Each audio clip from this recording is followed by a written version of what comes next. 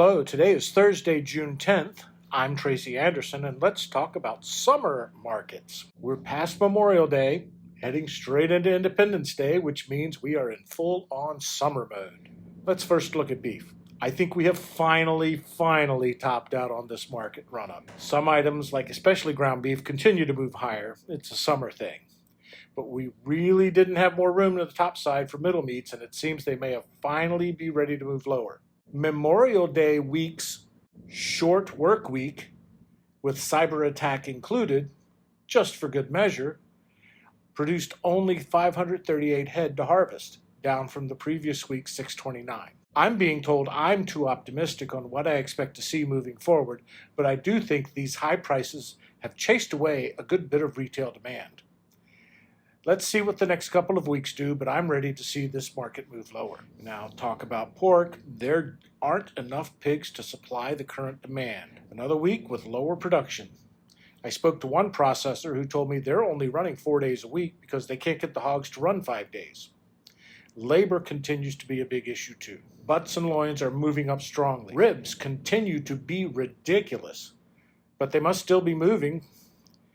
I think we still have 4 to 6 weeks of this tight market with pork. Bellies are over 200 now, with yesterday's close at 201 versus last week 194.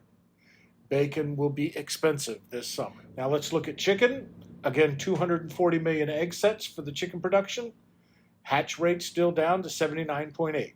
Prior year hatch was 82.3 and 2009 was 82.9. With us stepping into summer mode though, chicken wing demand will drop some.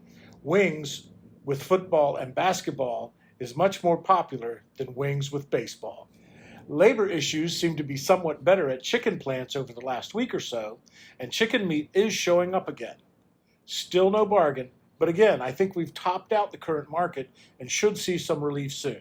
Well, except for tenders. Demand is still very strong for tenders. Let's look at dairy, and the CME through Thursday saw barrel with no change, block down 3 and butter down 1. Again, plenty of milk available, but typically we see some modest increases this time of year.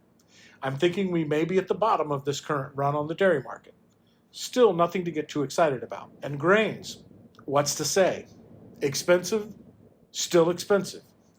Corn trade is $7.26 a bushel, up from last week's $7.17. Trading continues, exports continues, biofuels continues. And we wait and watch a crop grow.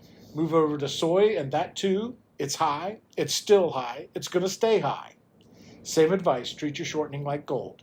Clean, filter, repeat. Allocations and delays are continuing with shortening suppliers. Product is tight. So with beef maybe peaked, chicken maybe peaked, let's call it a good week again. Thanks for listening, and let's do it again next week.